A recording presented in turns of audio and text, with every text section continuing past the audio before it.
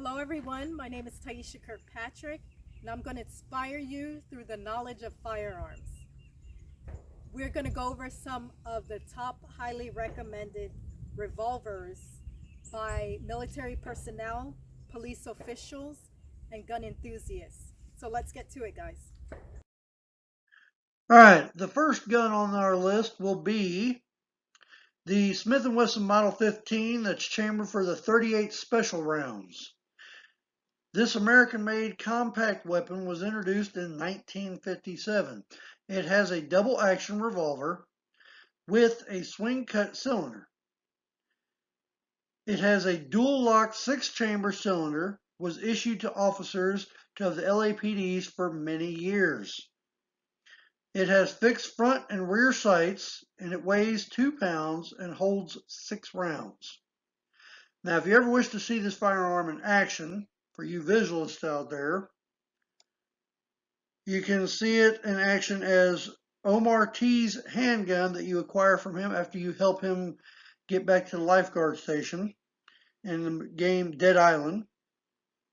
In Die Hard, it is Sergeant A. Powell's handgun that he eventually uses at the end of the movie. In the movie Eraser, it's William Donahue's desk gun that he ends up using on himself.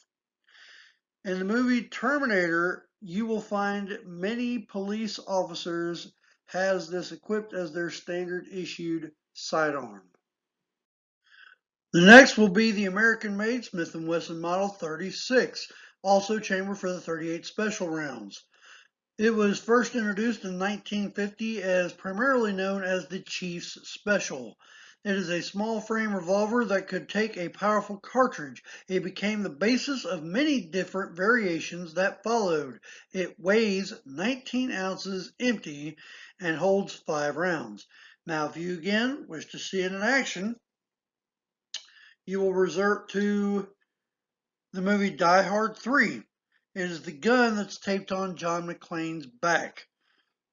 Double Jeopardy. Parole officer Travis Lehman's duty pistol that eventually is acquired by Libby. In the movie Eraser, U.S. Marshal John Kruger gives this gun to Lee for protection when she's in there hiding out in the apartment. In the movie The Mask, Detective Doyle's handgun. Rush Hour, Detective James Carter's ankle gun. In the movie Speed, the passenger on the bus, Ray, pulls this on Jack. In the movie Transporter, Inspector Tarcone's sidearm. The next revolver on our list will be the American-made Colt Python. It is chambered for the .357 Magnum rounds.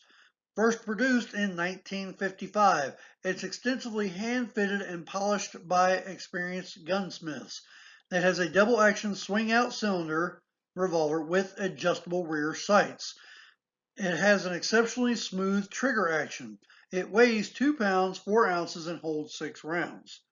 You can see it in the movie Ace Ventura as Finkel's henchman's Rock handgun. Boondock Saints is the gun used by Yuccavetti. In the game Call of Duty Black Ops and Call of Black Ops 2, or Call of Duty Black Ops 2, you can obviously see it. In the movie Dumb and Dumber, it's J.P. Shea's handgun. In the movie Halloween, Dr. Loomis's purchase and uses. In the movie Paul, it's the gun used by Big Guy. In Resident Evil, it is obviously the Colt Python or Magnum referred to in the game. It is also, which has been widely known in the TV series Walking Dead, as Deputy Rick Grimes' handgun, and it is also presented in the movie Wishmaster when the Djinn uses it to grant her wish by shooting his own head. Next firearm on our list will be the American-made Smith & Wesson Model 19. It is chambered for the .357 Magnum rounds. It was first introduced in 1955. It has a reputation for being a well-balanced and very accurate weapon. It is a double-action revolver with adjustable sights, and it holds up to 6 rounds. You can see it in the movie Canine as Lieutenant Breyer's sidearm. You can see it in the movie Lethal Weapon 1, 2, 3, and 4 as Detective Roger Murtaugh's sidearm or firearm of choice. The next revolver we're going to cover will be the American-made Smith & Wesson Model 66. It was chambered for the .357 Magnum rounds. The K-frame 6-shot Magnum revolver was introduced in 1972. It's a stainless steel upgraded version of the Smith & Wesson Model 19. It weighs 2 pounds and holds up to 6 rounds.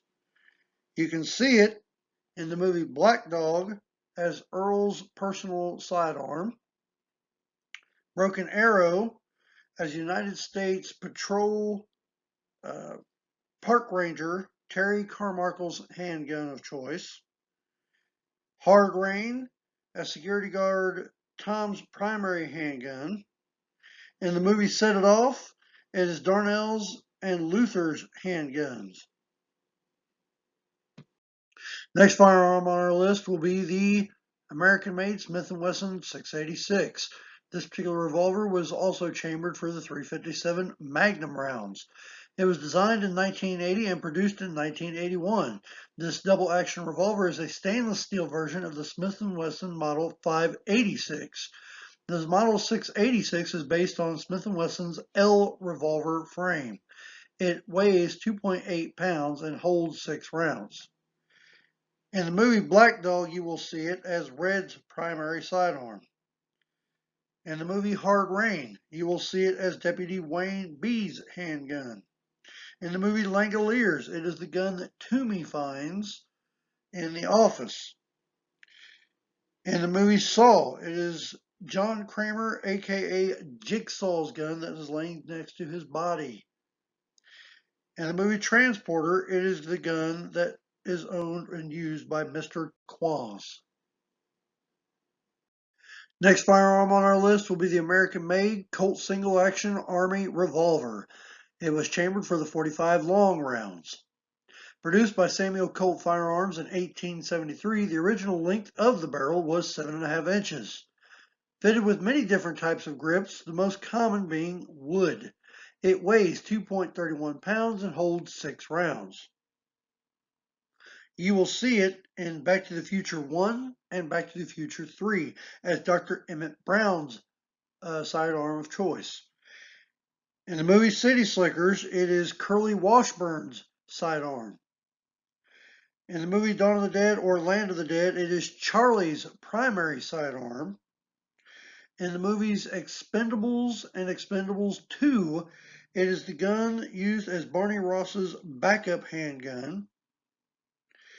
In the movie The Mummy, it is Mr. Henderson's firearm.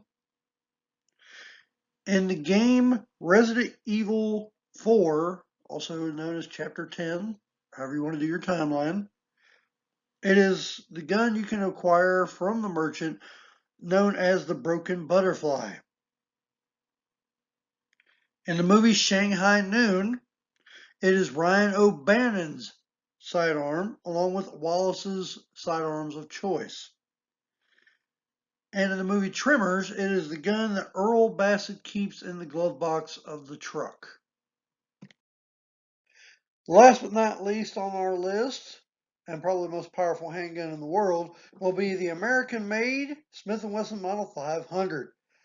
This particular revolver was chambered for the .500 Smith & Wesson Magnum rounds. It was first produced in 2003. This double-action revolver was produced by Smith & Wesson.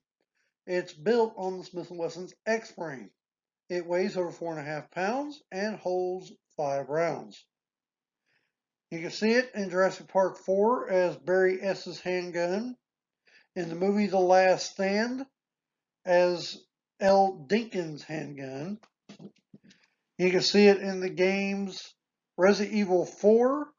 After you unlock it, it is known as the hand cannon. In Resident Evil 5, after you fully upgrade the Smith & Wesson, I believe it's the 29. And it's also in Resident Evil Revelations 2, which is Barry Burton's handgun, aka Magnum Python.